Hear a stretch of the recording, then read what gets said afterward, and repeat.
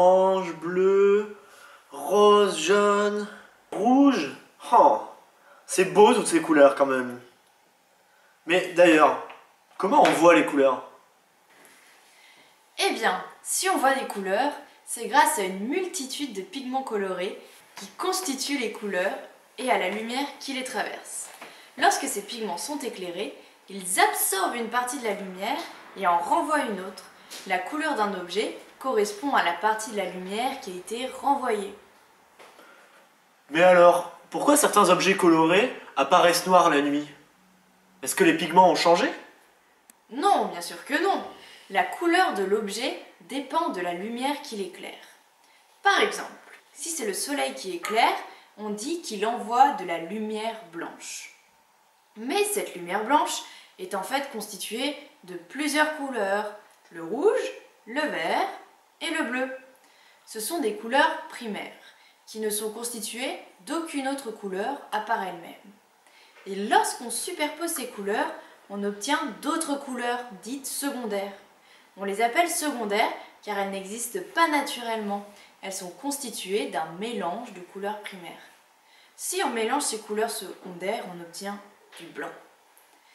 L'expérience est d'ailleurs très simple à réaliser. Tu peux prendre 3 lasers colorés, en bleu, en rouge et en vert, les 3 couleurs primaires de la lumière blanche. Si tu superposes les lasers entre eux, tu verras apparaître d'autres couleurs, du cyan, du magenta et du jaune.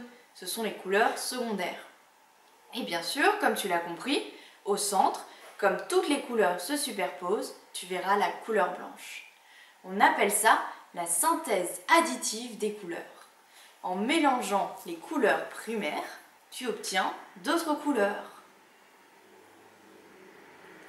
Il existe d'autres moyens de recréer la lumière blanche. Par exemple, tu peux prendre une feuille de papier et tu y découpes un rond que tu colories avec toutes les couleurs de l'arc-en-ciel. Ensuite, tu mets une tige au centre pour créer ta toupie. Lorsque tu la fais tourner très vite, les couleurs se superposent et se confondent. Tu vois alors seulement la couleur blanche.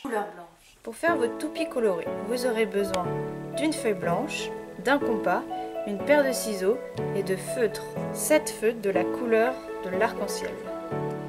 Alors on commence par le compas et on trace un cercle qui est ni trop grand ni trop petit.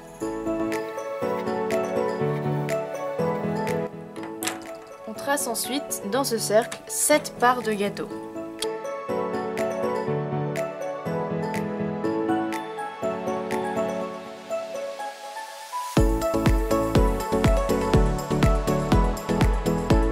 Une fois que vous avez tracé vos 7 parts de gâteau, vous prenez les couleurs et vous coloriez vos parts de gâteau. Attention, dans l'ordre de la couleur de l'arc-en-ciel. Donc on commence par le rouge.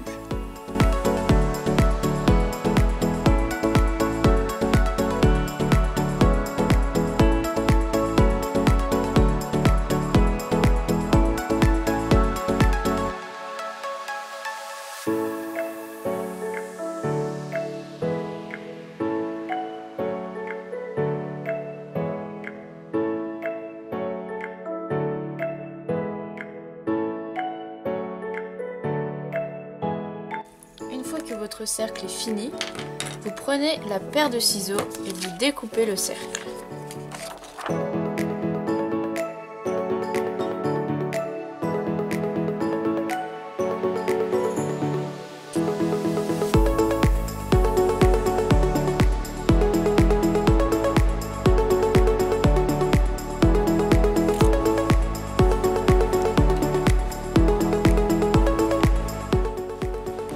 Et voilà, vous avez créé la lumière du soleil. C'est le concept de synthèse additive des couleurs. En mélangeant certaines couleurs, tu en obtiens d'autres. Waouh, trop cool! J'ai recréé la lumière du soleil. Mais, Mia, si les objets sont éclairés par de la lumière blanche, ils devraient apparaître blancs, non? Pourquoi je vois plein de couleurs? Belle remarque!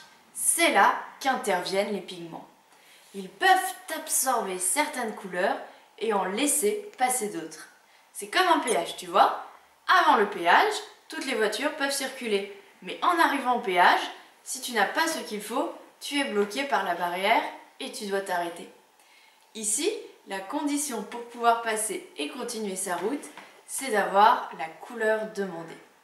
Par exemple, prenons un objet rouge. Si tu l'éclaires avec une lumière rouge, l'objet laisse passer les couleurs, donc tu le vois rouge. Mais si tu l'éclaires avec une lumière verte, l'objet absorbe la lumière car elle n'a pas la bonne couleur. Dans ce cas, rien n'est renvoyé, donc l'objet apparaît noir. Si on en revient à la lumière blanche, on a dit qu'elle était constituée du rouge, du vert et du bleu. Donc si tu éclaires l'objet rouge avec de la lumière blanche, cet objet absorbe le vert et le bleu et laisse passer uniquement le rouge.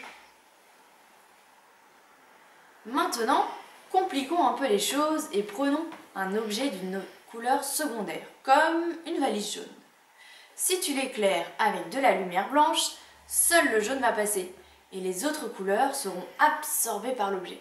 Maintenant, si tu éclaires la valise avec une lumière verte, comme le jaune est constitué de vert, la valise va laisser passer cette couleur.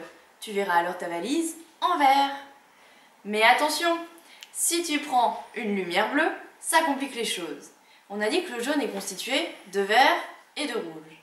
Et la valise jaune va stopper les couleurs qu'elle ne connaît pas. Donc, si elle reçoit du bleu, comme elle ne connaît que le vert et le rouge, le bleu est absorbé. Comme aucune couleur n'est renvoyée, tu vois du noir. Donc en fait, le noir provient d'une absence de lumière. Et si les couleurs ne s'accordent pas, on voit du noir. C'est ça.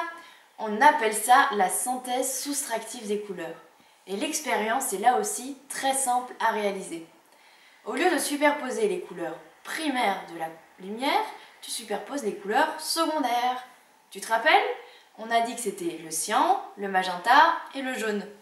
En se superposant, les couleurs transmettent la seule couleur qu'elles ont en commun, c'est-à-dire une des couleurs primaires. Au centre, toutes les couleurs primaires se chevauchent, sauf qu'elles n'ont aucune couleur commune, donc elles ne peuvent pas nous renvoyer de lumière. Tu vois alors du noir. D'ailleurs, tu sais que le ciel n'est pas bleu? Oh, comment ça, je le vois très bleu, moi? Eh bien non, la lumière sur Terre provient du Soleil. Et comme je te l'ai expliqué, c'est de la lumière blanche. On devrait alors voir le Soleil en blanc. Sauf que lorsque les rayons lumineux arrivent au voisinage de la Terre, ils rencontrent toutes sortes de petites particules invisibles pour nous. Ce sont des molécules. Lorsqu'un rayon rencontre une particule, elle absorbe une partie de la lumière et ne laisse passer que le bleu. D'où cette impression de ciel bleu. Heureusement, les particules n'arrêtent pas tous les rayons du soleil. Sinon, on n'aurait plus de lumière blanche au niveau du sol et on verrait la vie en bleu. Alors, si tu as compris, tu pourrais me dire si le soleil est vraiment jaune? Et sinon, pourquoi il nous apparaît jaune alors?